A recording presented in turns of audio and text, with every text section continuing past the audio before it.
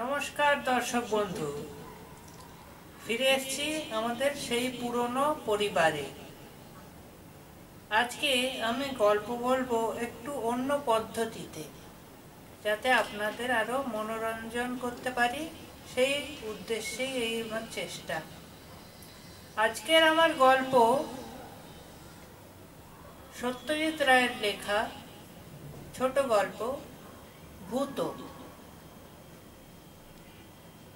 চলুন বেশি সময় নষ্ট না করে শুরু করা যাক সত্যজিৎ রায়ের লেখা গল্প ভূত।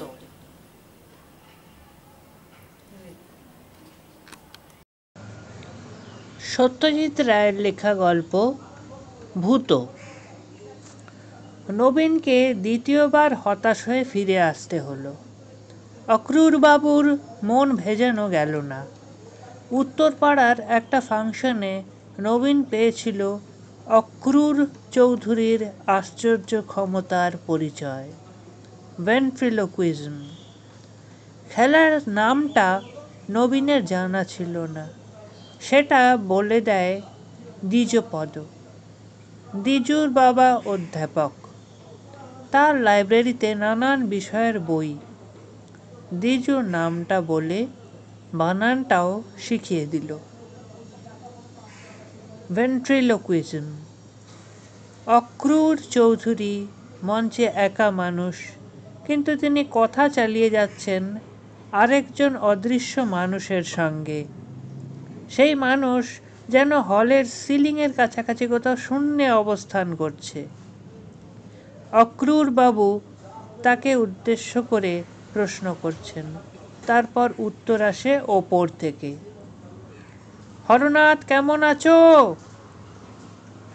আজ্ঞে আপনার আশীর্বাদে ভালোই আছি। শুনলাম তুমি নাকি আজকাল সঙ্গীত চর্চা করছো? আজ্ঞে হ্যাঁ, ঠিকই শুনেছেন। রাগ সঙ্গীত? আজ্ঞে হ্যাঁ, রাগ সঙ্গীত। গান করো? আজ্ঞে না। যন্ত্রসঙ্গীত? আজ্ঞে হ্যাঁ। কি যন্ত্র? সেতার? আজ্ঞে না। সরোদ? আজ্ঞে না। তবে কি বাজাও? আজ্ঞে গ্রামোফোন। হাসি আর হাততালিতে হল মুখর হয়ে ওঠে।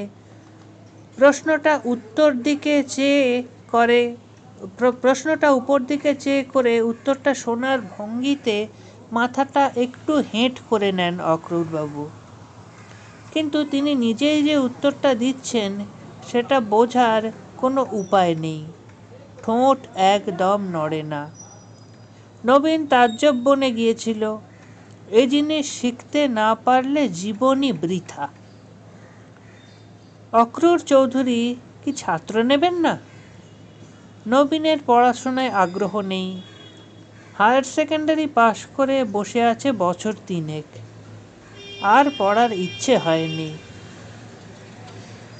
বাপ নেই, কাকার বাড়িতেই মানুষ সে। কাকার একটা প্লাইউডের কারখানা আছে। তার ইচ্ছে নবীনকে সেখানে ঢুকিয়ে দেন। কিন্তু নবীনের শখ হলো ম্যাজিকের দিকে। হাত সাফাই, রুমালের ম্যাজিক, আংটির ম্যাজিক, বলের ম্যাজিক, এসব সে বাড়িতেই অভ্যেস করে বেশ খানিকটা আয়ত্ত করেছে। কিন্তু অক্রুর চৌধুরীর ভেন্ট্রিলোকুইজম দেখার পরে সেগুলোকে নিরামিষ বলে মনে হচ্ছে। ফাংশনের উদ্যোক্তাদের কাছেই নবীন জানল যে অক্রুরবাবু থাকেন কলকাতায় আমাস লেনে। পরদিনই ট্রেনে চেপে কলকাতায় এসে সোজা চলে গেল যাকে গুরু বলে মেনে নিয়েছে তার বাড়িতে। গুরু কিন্তু বাজ সাধলেন। কি করা হয় এখন? প্রথম প্রশ্ন করলেন ভেন্ট্রিলোকুইস্ট। কাছ থেকে ভদ্রলোককে দেখে হৃৎকম্প শুরু হয়েছিল নবীনের। বয়স 45-এর বেশি নয়। চাড়া দেওয়া ঘন কালো গোঁফ, মাথার কালো চুলের ঠিক মাঝখানে টেরি, আর দুদিক দিয়ে ঢেউ খেলে চুল নেমে এসেছে কাঁধ পর্যন্ত। চোখ দুটো ঢুলঢুলু, যদিও স্টেজে এই চোখই স্পটলাইটের আলোতে ঝিলিক মারে। নবীন বলল, সে কি করে? এইসব শখ হয়েছে কেন? নবীন সত্যি কথাটাই বলল, একটু আধটু ম্যাজিকের অভ্যেস আছে, কিন্তু এটার শখ হয়েছে আপনার সেদিনের পারফরমেন্স দেখে। অক্রুরবাবু মাথা নাড়লেন। এ জিনিস সকলের হয় না, অনেক সাধনা লাগে। আমাকেও কেউ শেখায়নি। যদি পারো তো নিজে চেষ্টা করে দেখো। নবীন সেদিনের মতো উঠে পড়ল, কিন্তু 7 দিন বাদেই আবার আমাস্টলেনে গিয়ে হাজির হলো। ইতিমধ্যে সে খালি ভেন্ট্রিলোকুইজমের স্বপ্ন দেখছে। এবার দরকার হলে সে অক্রুরবাবুর হাতে পায়ে ধরবে। কিন্তু এবার আরও বিপর্যয়। এবার অক্রুরবাবু তাকে একরকম বাড়ি থেকে বারই করে দিলেন। বললেন, আমি যে শেখাবো না সেটা প্রথমবারই তোমার বোঝা উচিত ছিল। সেটা বোঝোনি মানে তোমার ঘটে বুদ্ধি নেই। বুদ্ধি না থাকলে কোনো রকম ম্যাজিক চলে না। এ ম্যাজিক তো নয়ই। প্রথমবারে নবীন মুষড়ে পড়েছিল, এবারে তার মাথা গরম হয়ে গেল। চুলে যাক অক্রুর চৌধুরী, সে যদি না শেখায় তবে নবীন নিজেই শিখবে, কুছ পারোয়া নেই। নবীনের মধ্যে যে এতটা ধৈর্য আর অধ্যাবসায় ছিল সেটা সে নিজেই জানত না। কলেজ স্ট্রিটে একটা বইয়ের দোকান থেকে ভেন্ট্রিলোকুইজম সম্বন্ধে একটা বই কিনে নিয়ে সে শুরু করে দিল তার সাধনা। মোটামুটি নিয়মটা সহজ। প বর্গের অর্থাৎ প, ফ, ব, ভ, ম কেবল এই কটা অক্ষর উচ্চারণ করার সময় ঠোঁটে ঠোঁট ঠেকে, ফলে ঠোঁট নাড়াটা ধরা পড়ে বেশি। এই কটা অক্ষর না থাকলে যে কোনো কথাই ঠোঁট ফাঁক করে অর্থাৎ না নাড়িয়ে বলা যায়। কোনো কথায় প বর্গের অক্ষর থাকলে সেখানেও উপায় আছে। যেমন, তুমি কেমন আছো কথাটা যদি তুমি কেমন আছো করে বলা যায়, তাহলে আর ঠোঁট নাড়বার কোনো দরকারই হয় না, কেবল জিভ নাড়লেই চলে।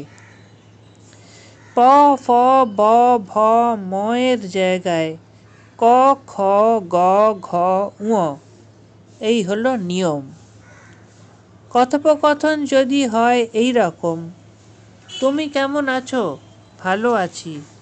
আজ বেশ ঠান্ডা পড়েছে, তাই না? তা পড়েছে, দিব্যি ঠান্ডা। তাহলে সেটা বলতে হবে এইভাবে, তুমি কেমন আছো? ভালো আছি। আজ বেশ ঠান্ডা পড়েছে, তাই না? তা করেছে, দিব্যি ঠান্ডা।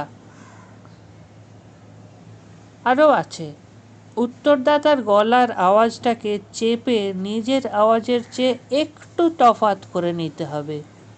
এটাও সাধনার ব্যাপার, এবং এটাতেও অনেকটা সময় দিল নবীন।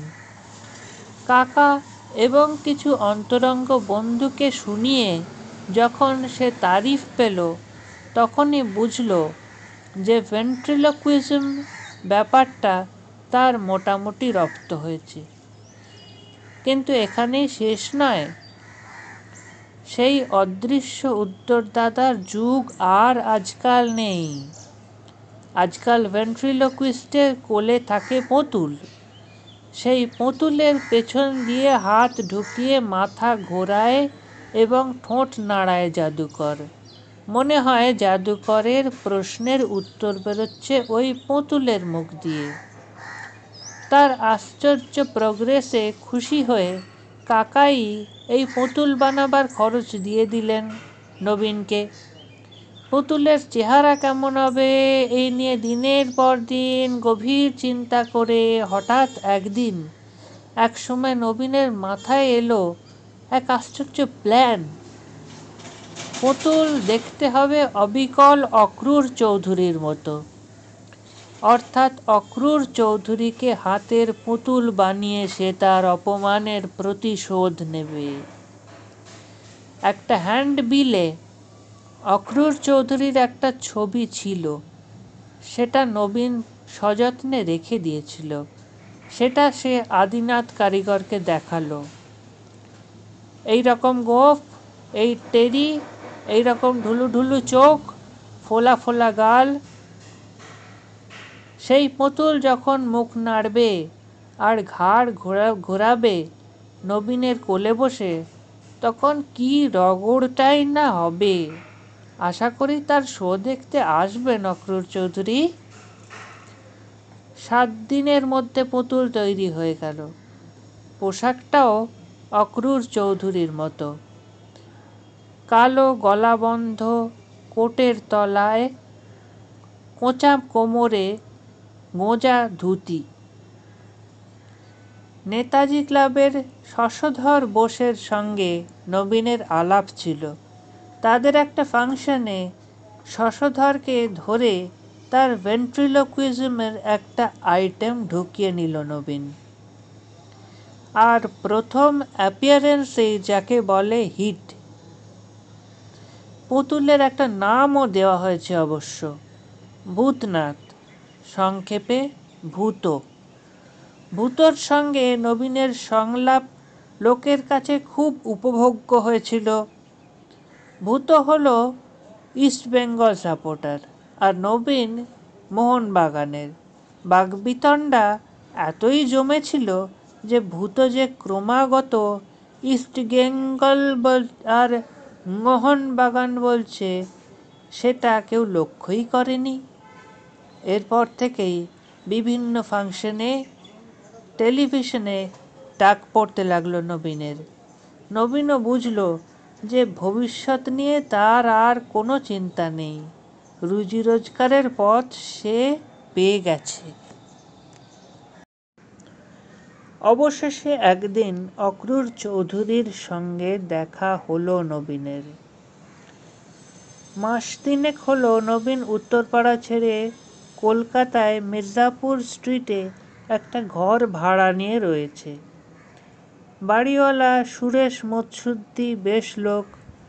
নবীনের খ্যাতির কথা জেনে তাকে সমীহ করে চলে। সম্প্রতি মহাজাতি সদনে একটা বড় ফাংশনে নবীন এবং ভূত প্রচুর বাহবা পেয়েছে। ফাংশনের উদ্যোক্তাদের মধ্যে আজকাল নবীনকে নিয়ে কাড়াকাড়ি পড়ে গেছে। নবীনের নিজের ব্যক্তিত্বেও সাফল্যের ছাপ পড়েছে। তার চেহারা ও কথাবার্তায় একটা নতুন জৌলুস লক্ষ্য করা যায়। হয়তো মহাজাতি সদনের অনুষ্ঠানে অক্রূরবাবু উপস্থিত ছিলেন এবং অনুষ্ঠানের উদ্যোক্তাদের কাছ থেকে নবীনের ঠিকানা জোগাড় করেছিলেন। সেদিনের আইটেমে নবীন আর ভূতর মধ্যে কথাবার্তা ছিল পাতাল রেল নিয়ে। যেমন, কলকাতায় পাতাল রেল হচ্ছে, জানো তো ভূত? কই না তো। সে কি, তুমি কলকাতার মানুষ হয়ে পাতাল রেলের কথা জানো না? ভূত মাথা নেড়ে বলল, তবে হাসপাতাল রেলের কথা শুনেছি বটে। হাসপাতাল রেল? তাই তো শুনি। একটা বিরাট অপারেশন, সারা শহরের গায়ে ছুরি চলছে। শহরের এখন তখন অবস্থা, হাসপাতাল ছাড়া আর কি। আজ নবীন তার ঘরে বসে নতুন সংলাপ লিখছিল লোডশেডিংকে কেন্দ্র করে। লোডশেডিং, জিনিসের দাম বাড়া, বাসে ট্রামে ভিড় ইত্যাদি যেসব জিনিস নিয়ে শহরের লোক সবচেয়ে বেশি মেতে ওঠে, ভূতোর সঙ্গে সেই সব আলোচনা করলে দর্শক সবসময় বেশি আনন্দ পায়, এটা নবীন বুঝে নিয়েছে। আজকের নকশাটাও বেশ জমে উঠেছিল। এমন সময় দরজায় টোকা পড়ল। নবীন দরজা খুলে বেশ খানিকটা হকচকিয়ে দেখল অক্রুরবাবু দাঁড়িয়ে আছেন। আসতে পারি? নিশ্চয়। নবীন ভদ্রলোককে ঘরে এনে নিজের চেয়ারটা তাঁর দিকে এগিয়ে দিল। অক্রুরবাবু তৎক্ষণাৎ বসলেন না। তাঁর দৃষ্টি ভূতোর দিকে। সে অনড়ভাবে বসে আছে নবীনের টেবিলের এক কোণে। অক্রুরবাবু এগিয়ে গিয়ে ভূতোকে তুলে নিয়ে তার মুখটা বেশ মন দিয়ে দেখতে লাগলেন। নবীনের কিছু করার নেই। সে যে খানিকটা অস্বস্তি বোধ করছে না সেটা বললে ভুল হবে, তবে অক্রুরবাবুর হাতে অপমান হবার কথাটা সে মোটেই ভোলেনি। তোমার হাতের পুতুল বানিয়ে দিলে আমাকে? অক্রুরবাবু চেয়ারটায় বসলেন। হঠাৎ এমতি হলো কেন? নবীন বলল, কেন বানিয়েছি সেটা বোধহয় বুঝতে পারছেন। আমি অনেক আশা নিয়ে গিয়েছিলাম আপনার কাছে। সবটুকু ভেঙে দিয়েছিলেন আপনি। তবে এটুকু বলতে পারি, আপনার এই প্রতিমূর্তি কিন্তু আজ আমাকে প্রতিষ্ঠা এনে দিয়েছে। আমি খেয়ে পড়ে আছি এর জন্যেই। অক্রুরবাবু এখনো ভূতোর দিক থেকে চোখ সরাননি। বললেন, তুমি জানো কি না জানি না, বারাসাতে সেদিন আমার একটা শো ছিল। স্টেজে নেমেই যদি চতুর্দিক থেকে ভূতো ভূতো বলে টিটকিরি শুনতে হয়, সেটা কি খুব সুখকর হয় বলে তুমি মনে করো? তোমার ভাত কাপড় আমি জোগাতে পারি, কিন্তু তোমার জন্যে যে আমার ভাত কাপড়ের পথ বন্ধ হয়ে যাচ্ছে তার কি হবে? তুমি কি ভেবেছ আমি এটা এত সহজে মেনে নেব?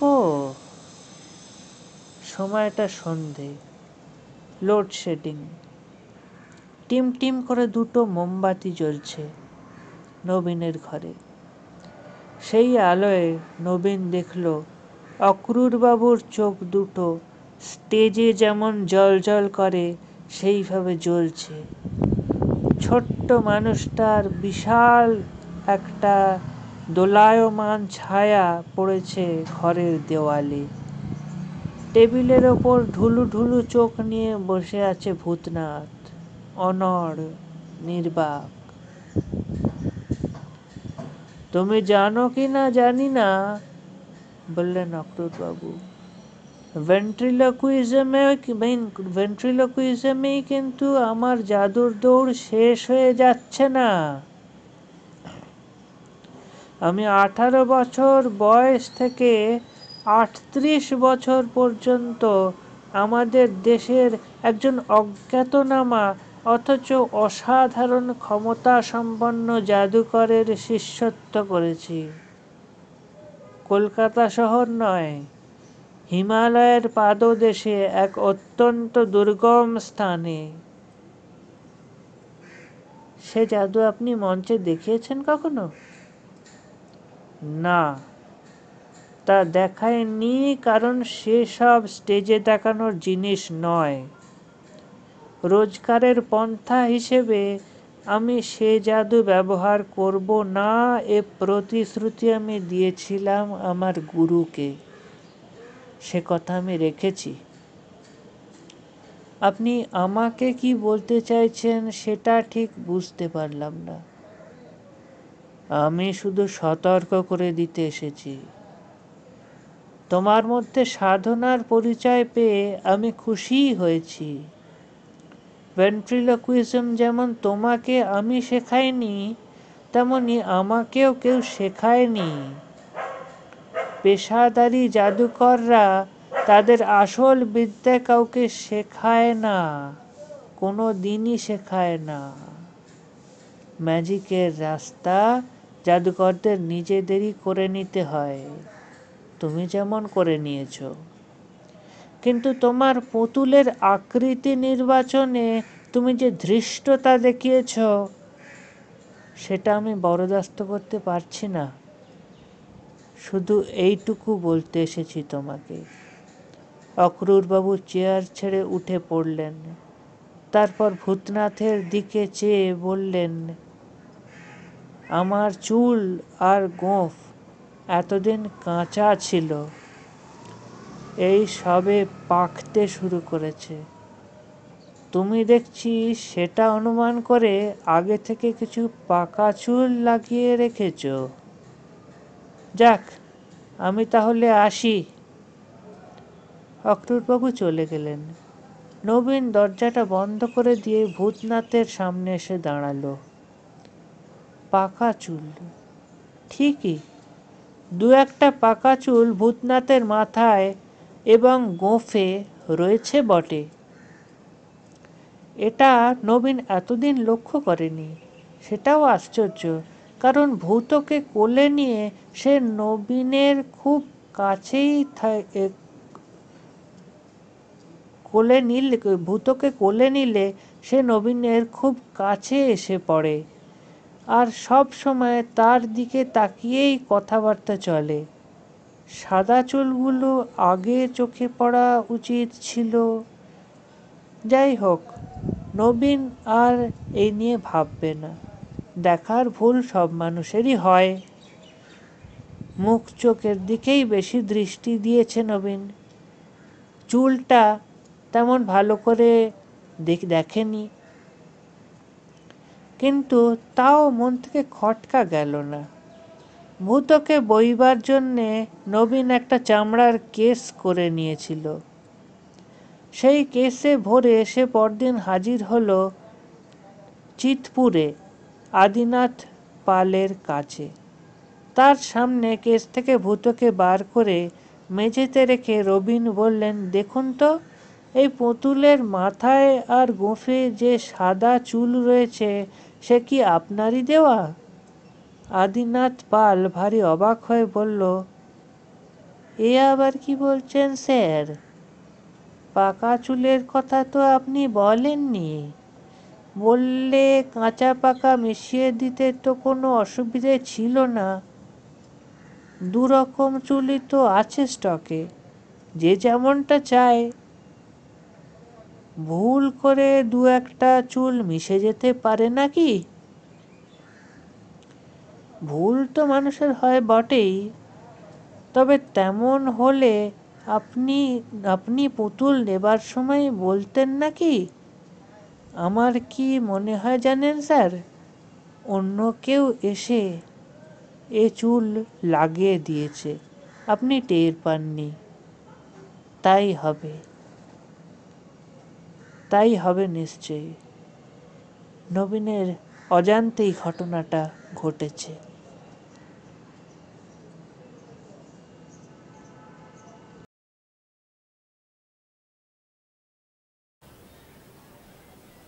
এই ছিল আমার আজকের গল্প। এখনো পর্যন্ত অক্রূরবাবু কি আবার ফিরে আসবেন? ওনার কি হবে বলে মনে হচ্ছে বলুন তো দর্শক বন্ধু? এইসব জানার জন্যে আমার পরের নিবেদনটা দেখতে হবে।